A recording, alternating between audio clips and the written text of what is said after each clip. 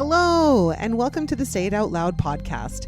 I am your host, Christine Daynard, and the goal of this podcast is to encourage you to live your best and most authentic life by digging deeper and finding connection through vulnerability. I believe we have been taught that vulnerability is a weakness, when in fact, it is our superpower. In this space, I will share personal stories and conversations with others so you can be empowered by their strength and inspired to take action in your own life. Thank you so much for being here. Now let's get started. Taking a breath before everything. Yeah. I find it such a recentering exercise to just sit and breathe.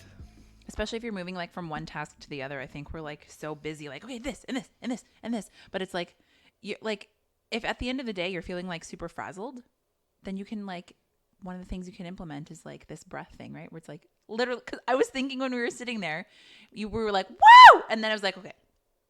And that like quiet just like immediately, like you said, grounds you and recenters you anyway. It does. And it lets you collect your thoughts for a minute. You know, it's like when I very first started meditating, I was like, this is stupid. I hate this. But then when I realized is like, I don't have to do this like anybody else does this. There's no rule book here. Mm-hmm. I can just take a couple minutes and breathe, you know, and there doesn't have to have any rules to it. No.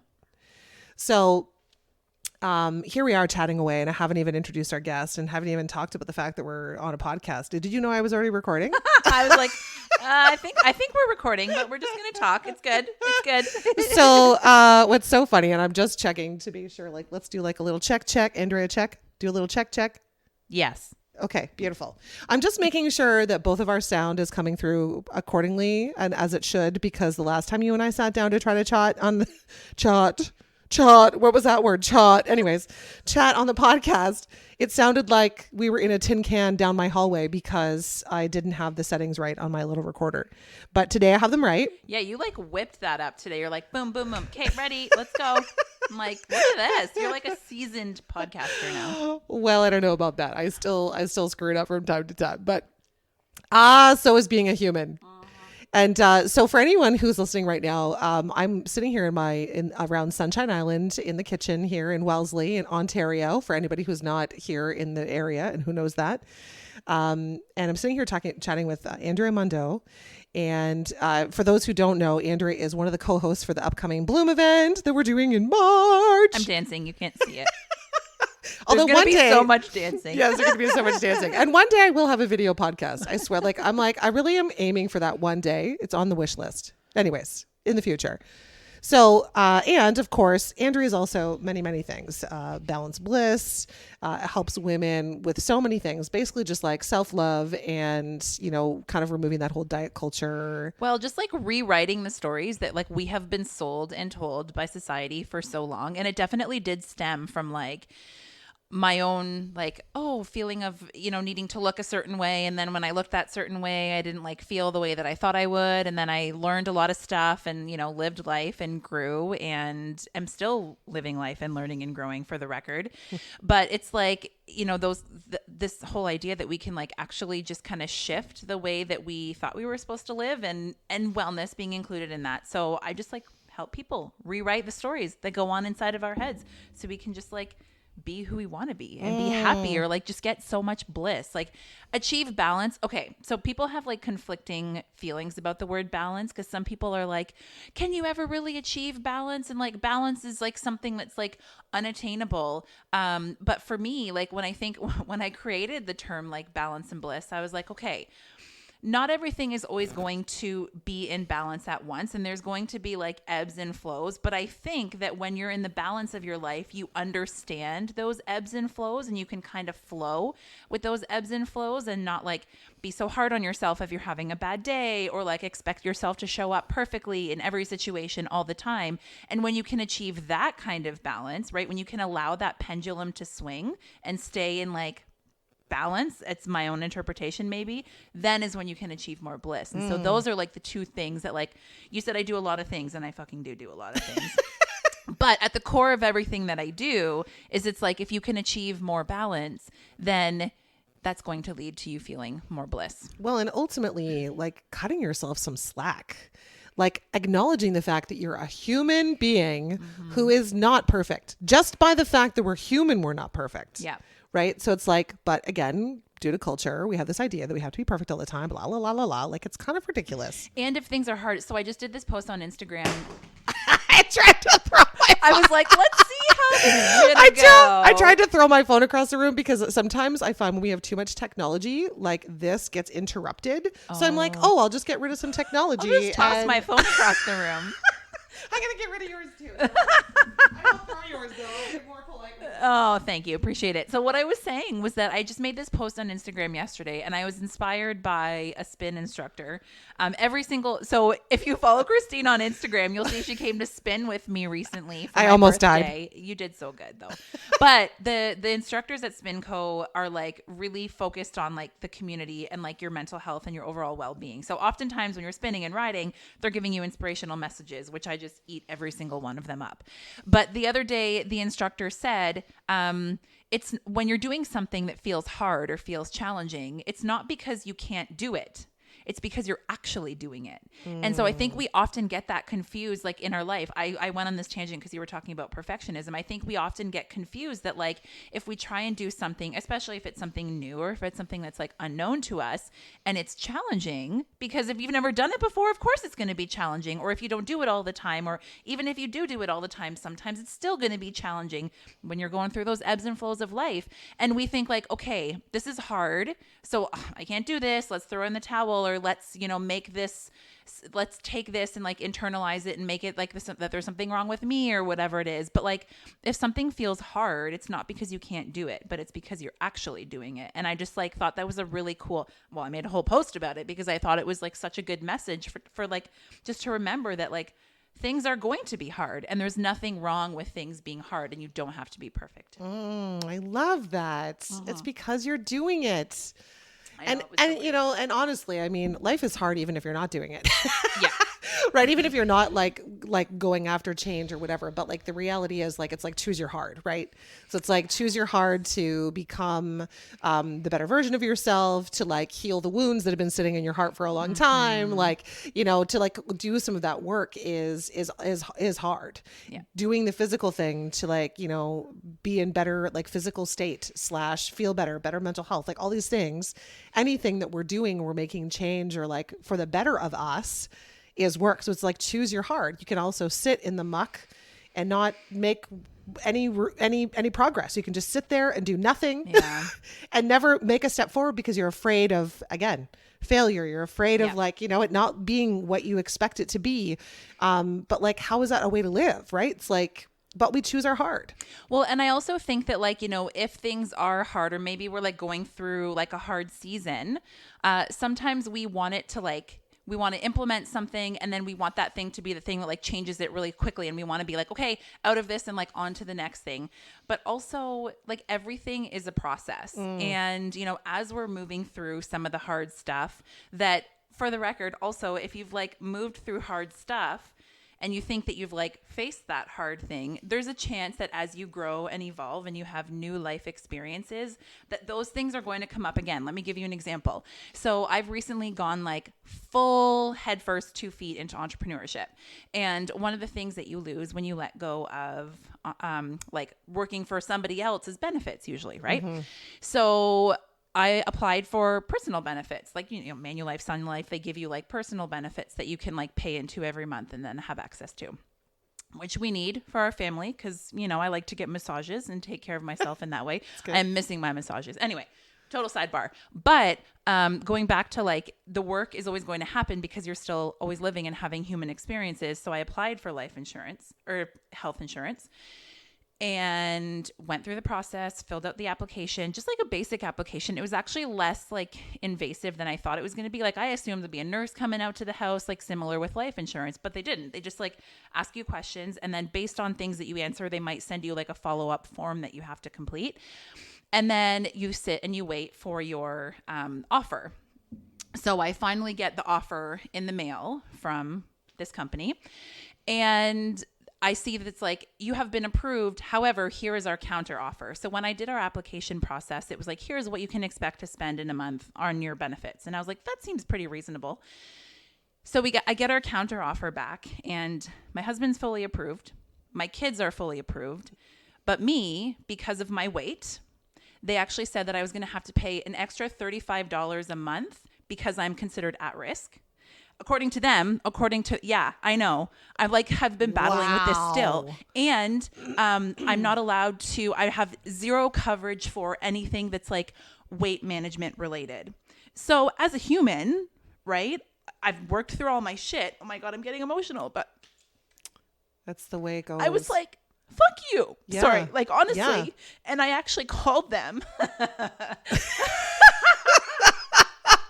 First of all, I sat with it for a couple weeks because I was like, ooh, if I call right now and, use my voice, which I haven't always used in my life. And I've been working at getting better at doing that. I was like, if I call them right now, I'm going to be mad. So I'm just going to wait a little bit because I want to be able to articulate myself well.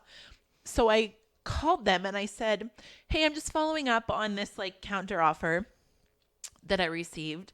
I'm not going to lie. I'm actually quite offended at the result that I got from this. There was a huge assumption that was made based on this very basic generic information that I gave you about my weight and height only. Did you ask me about like my nutrition habits? Did you ask me about my movement? Did you ask me about anything else? No. This is the only thing that you asked me about. And, she's like, oh, well, we have a process and blah, blah, blah.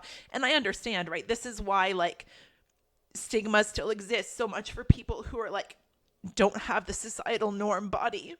Holy cow. Girl, triggers are real. They will come out everywhere. So that's just it. That's the whole point of this story is that like, we work on our stuff and we feel like we've got our shit together and then something happens. And I will say that because of the work that I've done, my mindset is quite strong. So I'm just like, okay, like this means nothing. Right? Like this means nothing about me, but it still sucks. Yeah. It still sucks to like have that stigmatization. So anyway, yeah, I'm still fighting them on that. Wow. Because I'm like, no. I'm actually going to get quotes from other people because I'm like, you can't tell me. No. No. And the thing is too, like, okay, so first of all, I want to acknowledge everything that you just said. Well, I do cry a lot, but I did not expect, here we are. That's usually why I have a box of Kleenex on the island, which I ran to get in the middle of you telling that story. Because around Sunshine Island, tears always happen. And actually it brings us to like another piece, which is like, even like for me, like a big piece of what I do in the world is helping people find their joy and shifting their mindset. And again, it comes back to these stories and like these things that we tell ourselves and how to shift those stories is that even in a joyful life, the tears are going to come. Yeah. Shit still happens. Yeah. Triggers are still there, right? Like even though your work is surrounded around, body size and diet culture and kind of pulling ourselves away from that expectation, mine is similar, just not directly attached to that, but it's a piece of all of us. It's all intertwined. 100% right? It is. Yeah. And so like, but what's crazy is that this is how long it takes for society to catch up, is that there's been so much research done. Yeah.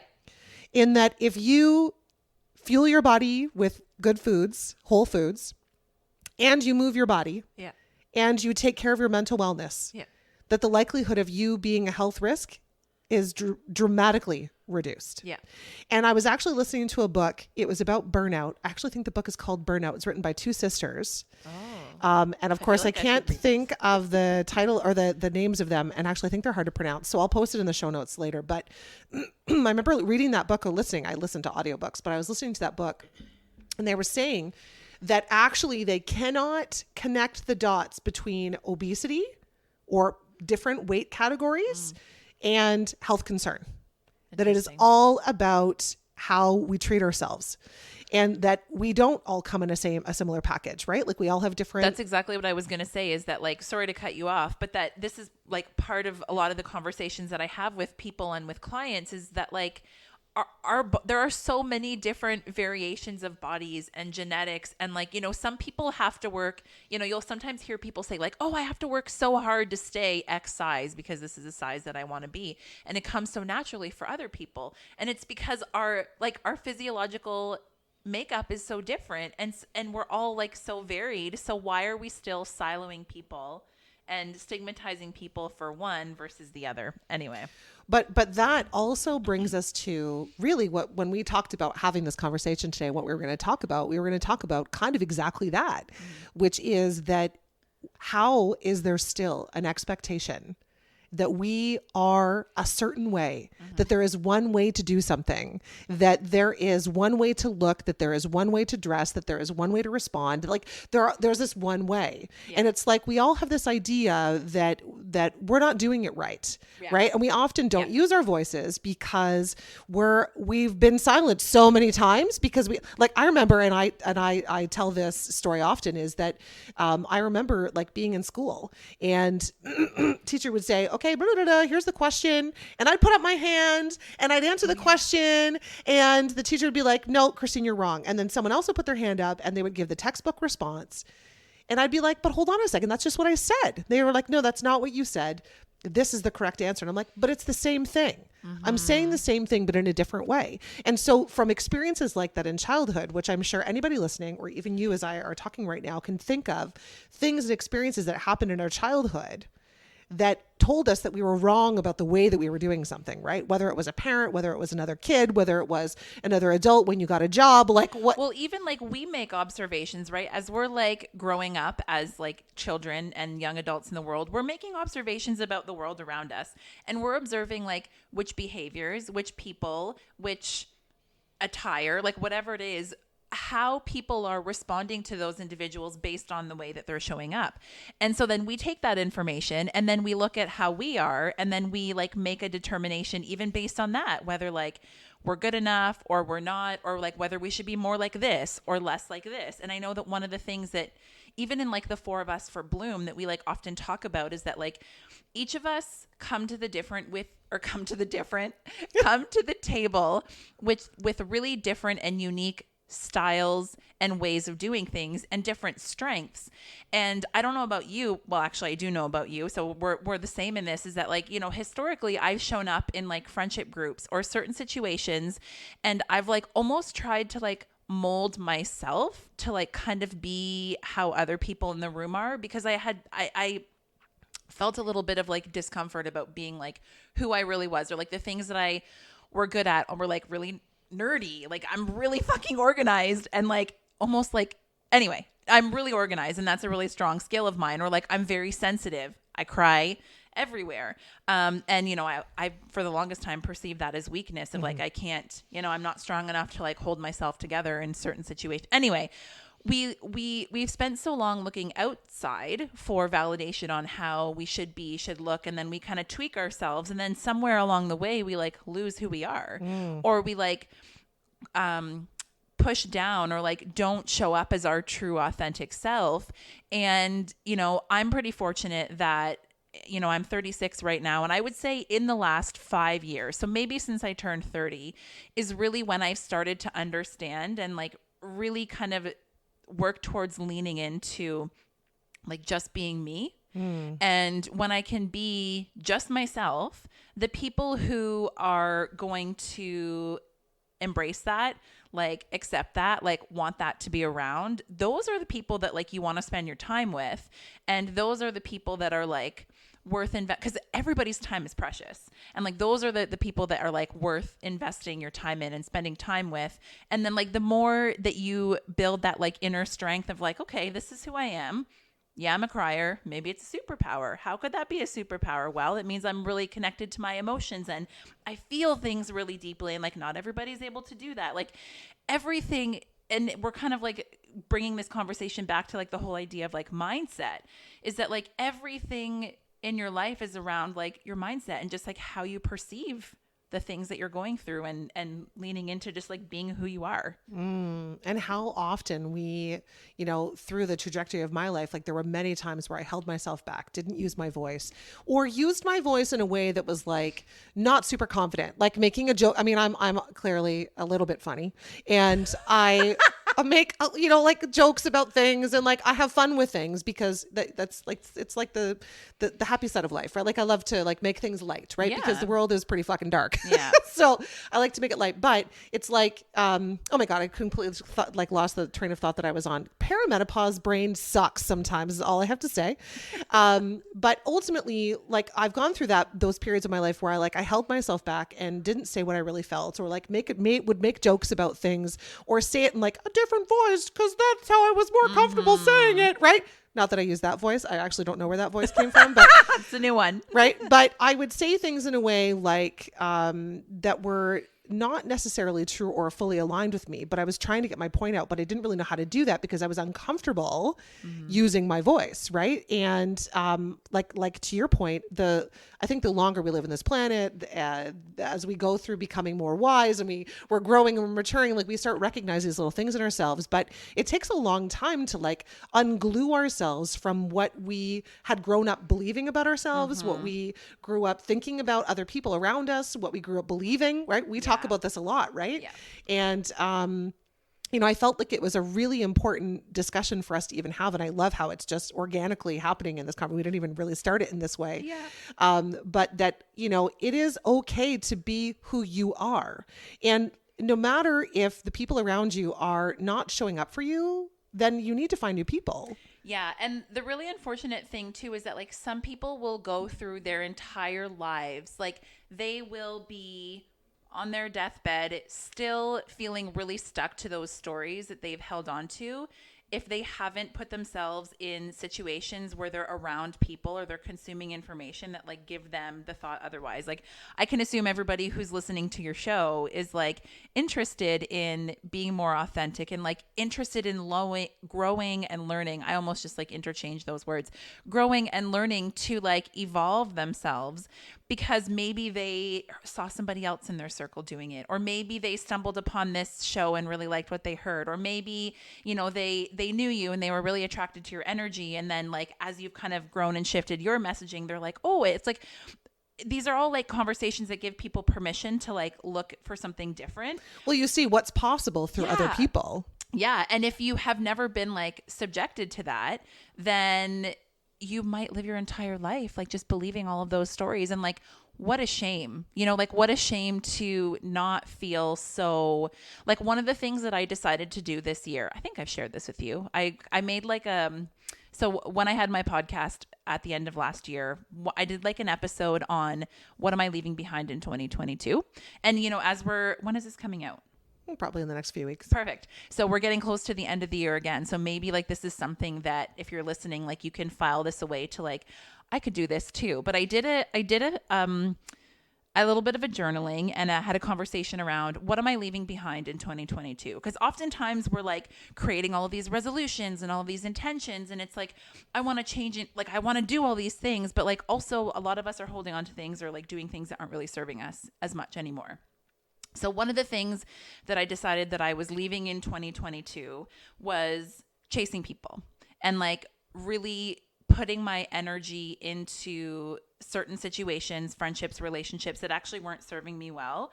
And instead, what that did was that made room for me to like be open to other relationships and other friendships and conversations and like things that could have been formed as a result, which not could have been, have been formed as a result of that. And it's just really cool when you, like for me, when I kind of let go of that, it was like in kind of deciding that I wasn't going to like put my happiness and my value in somebody else if somebody didn't want to spend time with me, or like I felt like, some of the relationships, friendships that I was in was really one-sided.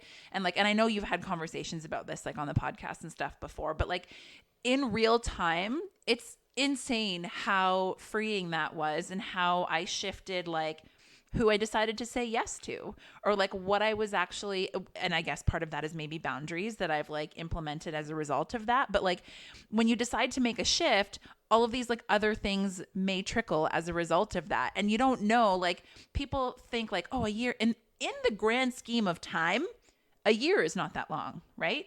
However, so much can change in a year if you just decide to like choose, oh, what if things could be a little bit different? Mm. Yeah.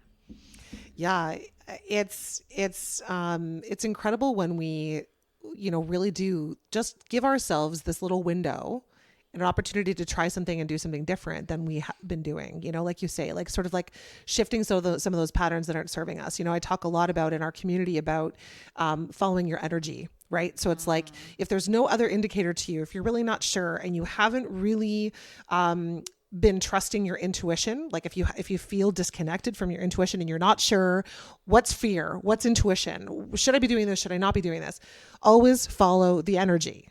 Because if you feel good in it, there's a good sign. That's a signal. It's like a flag. It's saying, woo, safe flag is a white flag, right? It's like, if I feel good in this, then it's a good indication that this is right for me.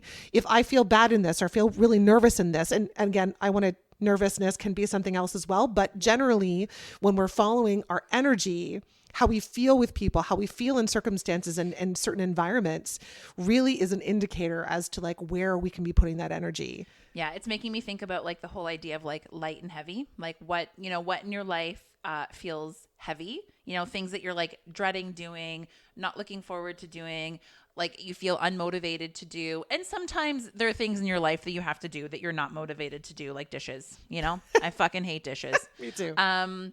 But those have to get done. I'm not talking about those things, domestic tasks, if you don't like them, but like, what feels heavy in your life and also what feels light, and like the things that you're doing in your life you should feel more light. You should feel more ease. You should feel more flow. Like you shouldn't have to force things, friendships, relationships, whatever it is. Like, yeah. The concept of light and heavy in your life, I think is really, what's really interesting as you were saying that, I was like, I just realized something, because I've spent a lot of time like learning to lean into my authenticity and learning to be okay with the fact that even though other people have labeled me as too loud, too much, too big, too much of a voice, like all these things, and also not enough, because that's really fucking confusing.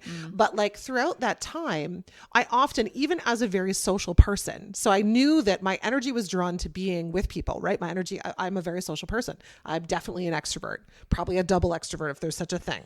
But I'm a double.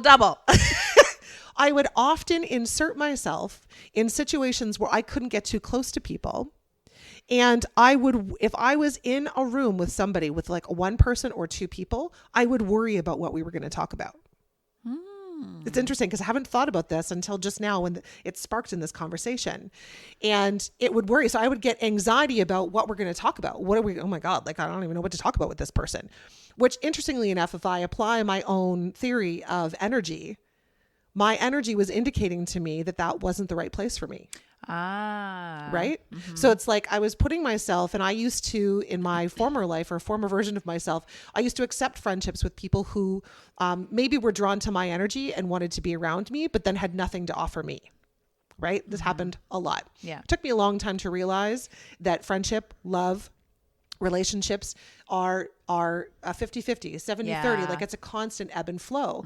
But of course, because I didn't see my own worthiness, I didn't think that I was worth that. I didn't realize that at the time I was attracting all these different relationships, romantic and friendships that were all very one-sided. And that was a part of my thought process going into rooms and creating this distance from, them, like not getting too close, because my gut, my energy was telling me that it wasn't safe, that it wasn't a place that I should be spending my energy. And it's just really interesting. I talk about this, like I literally have goosebumps, because I think about like I spent so much time investing in the wrong places instead of just investing in myself. Oh my gosh. Right? Yeah, that's really powerful. As you're saying this, I'm thinking about like, okay, well, how did that shift happen? Like I know you said you just made the realization right now, but like okay, if I were to ask you this question, how did you start to build like safe spaces? Great question. Well, first was, this is like a big, I've flipped the script. Yeah, no, I love this though. But like, I would say that, first of all, I started, when I left my corporate job, which energetically was completely killing me. Like I was so fucking miserable in my corporate job. And I knew from the very first day I got it, wasn't even excited to get the job. Like, hello, indicator, energy, hi. It wasn't there, right? Didn't even exist. So as soon as I left the corporate world and I very frighteningly so jumped into entrepreneurship and started a business, I was like scared and excited all at the same time. I tell people all the time, I feel like you're excited and scared at the same time. Excited. You're totally on the right path, right? And as I started leaning into entrepreneurship, I almost immediately started to meet people that were more my kind of people that were willing to have conversations about things that were different than before. It allowed me to open up, and it was almost like all of a sudden I was meeting all these other entrepreneurs that were doing things that were, for the record, are like different. Yeah. Right. I'm air quoting. They're not like the status quo. Right. They were like the right head down autopilot. Like it's a different type of energy. Yeah. So like I would hear people say things like, well, I used to do this job, but I didn't like how they made me try to do it. And I like to do it this way. So I took that job and I created it myself and I did it my way. And I was like, holy shit, these are my people. Right. So as I got to sort of realize that there were actually other fucking weirdos out there like me, right?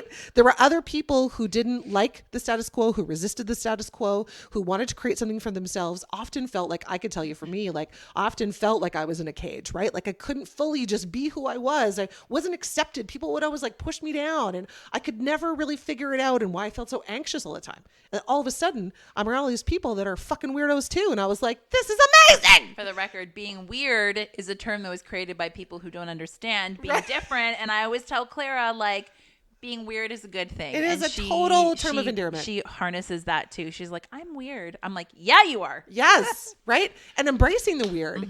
And so, and then of course that just spawned this, I got to just be myself. I got to do everything in my business the way I wanted to.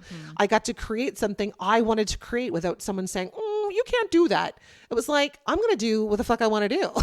And, you know, it's really interesting. And you and I were talking prior to having this conversation and I was saying, and you cut me off because you were like, do you want to talk about this in the podcast? Or do you want to talk about this now? And I was like, saving it for the podcast. And it just, it seems timely to mention it now.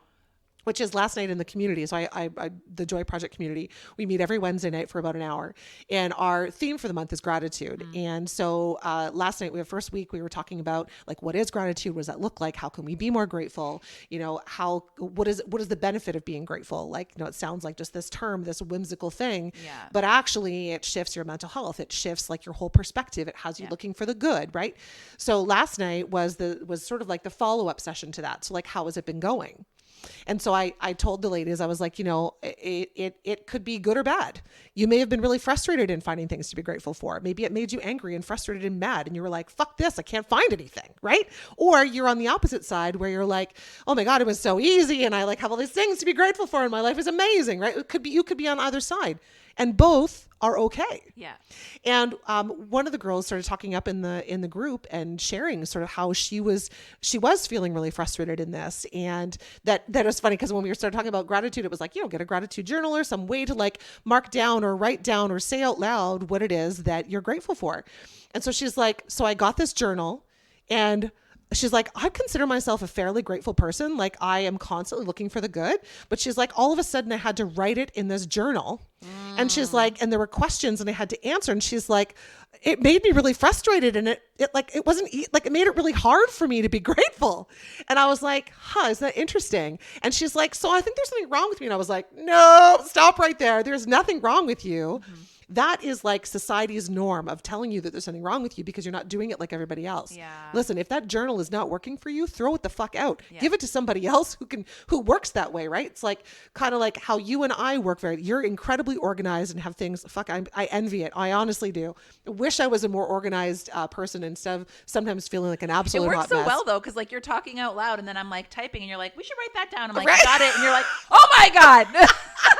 Seriously, like it's beautiful. And to this woman who was in the group, like, you know, it was like encouraging her, like, no, this is okay. If saying it out loud for you and just in the moments that it's happening or that you're feeling it, if that's what helps you find more gratitude in your life and that's what works for you, that's what you need to do. Yeah, because you're still getting the benefits of it. You're just doing it in a way that works for you and not like what you were told by everybody right. else. Follow the energy. So I think that, it's like, as we're talking out loud and it's, you've kind of had me revisiting a little piece of my history. It's like how to become more authentic is really community is such a huge part of it, because if the people you're surrounding yourself with, don't think outside the box at all, and you want to think outside the box, if they're not open to new ideas, or if they take everything, like nothing can change, and they're really stringent in how they, treat your relationship, or they're not open. Like I think I've said open a couple of times, because I think openness is really important. Yeah.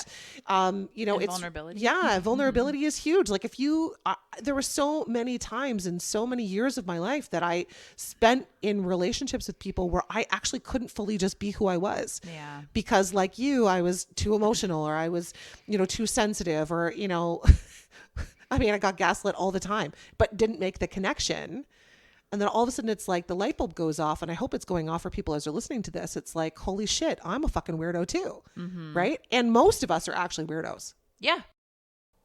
Hey, I'm just going to interrupt this episode right here for a second, because I want to invite you to join me in the Joy Project community. It's a place where me and a sisterhood of women are building meaningful connections with each other, where we don't feel the need to hold back or put on our best face. We just show up as we are. It's a place to be encouraged to say the things out loud, to build your confidence, to learn about yourself, and learn how to lean into your authenticity. It might be time for you to consider joining us. If you're feeling the pull for deeper connections, you want to have more honest conversations, and find a place you belong simply by being you. We meet online every week, and we host an in-person social once every few months within the Waterloo region. So if you're feeling the pull to be a part of a group of women who are leaning in to focus on the good, to see life with a half cup full perspective, and lifting each other up, this just might be what you've been looking for. Learn more and join us by visiting itsmechristined.ca/community. I really can't wait to see you in there. We are. But again, going back to like what we were saying earlier, it's like we have grown up looking outside of like, because we do that, right? It's like, it kind of helps us to find like our path and like to navigate, okay, like where, we decide, well, we should decide like what things we're going to take and what we don't, but sometimes we take it all in, and then like we have the huge stack of papers on the desk of our brain, and we don't know how to sift through it. So true. But it's like, if we can just like spend time with people who can help us to have those conversations, like when you can find those really, like, community is coming up again for me, when you can find like that community of people who are going to meet you where you're at with like every single piece and part of you. Like, this is why I love our Bloom group so much, and like the event that we're creating. And I think that it's just going to like bring such beauty into like we're doing the work with each other in that space that I think that all of us are healing certain parts of us, like being in that friendship. And so taking all of that healing that we're going through, all those conversations that we're having, and being able to like translate that and gift that to the people who are coming, then it just like continues that energy and helping them to like step into their energy and their intuition and their like confidence. I don't know. It's great. It's been such a... it's been so cool, like how it started and how it's going, which I can't wait to tell the story at Bloom about all of the parts of how it goes, because I think it's such a great, cool little story. Yeah. And ultimately, I love that we are creating this space that people can come together and see that they're among other weirdos. Also, I don't know if you remember this, but you came to my house after Costa Rica to record on my show. Yes. And that was like before we started hanging out a lot, and we had like kind of hung out a few times, chatted mostly online as we do, especially during the pandemic. And I remember as you were leaving, you said to me, I would love to hang out more. Like, let's hang out more going forward, And I don't remember exactly like what time of year that was. When did you go to Costa Rica? That would have been like last October. So okay, so it was close to the end of 2022. And you spoke that out loud. And now, like, basically almost a year later, like, look at where we are. That's you know, it's, wow. Yes. That's so cool. it And is the so thing is, cool. like, again, you know, I have learned to trust that energy. I've learned to trust that comfort zone, like, and the good comfort zone, right? It's like, I feel safe here. I can talk to this person vulnerably and they're not going to, you know, take that I've given them and use it against me in some way, which unfortunately I've experienced a lot of my life. Right. And I think until I think a lot of people can relate to that. yeah. Unfortunately. Yeah. And I think too, like, so when you think about how people who believed because what they were told that they were unworthy, they grew up and then they felt unworthy and then they shared that unworthiness with others. You need a Kleenex right? now? Fuck yeah, it's so true. It's like this perpetual, I know. when we are not healing ourselves, when we are not doing the work to lean into who we truly are and give other people the space to be who they are. Hurt people, but healed people and healing people heal other That's people. right. Ultimately. And Oh, I like, just got chills. right? Imagine, like, just imagine if even just the people listening to this episode made that little shift and tweak in their life, which really in the big picture is quite a big tweak. Yeah.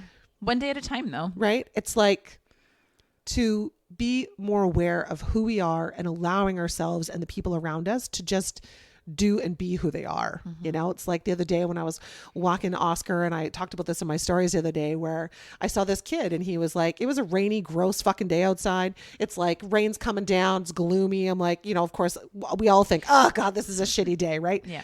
This kid's walking along. He's dancing. He stops. He sees the swans that are like the resident swans of the pond. He stops. He starts talking to the swans. Oh He's my like gosh. moving around. He's talking to them, having a conversation with them. And then he's like, bye. Like he waves at the swans to leave and then carries on with his way. And I thought, there is another fucking weirdo, right? Like he is just naturally being who he is. Now, if he had been around other kids, maybe they would have teased him about that. They made him feel bad about that.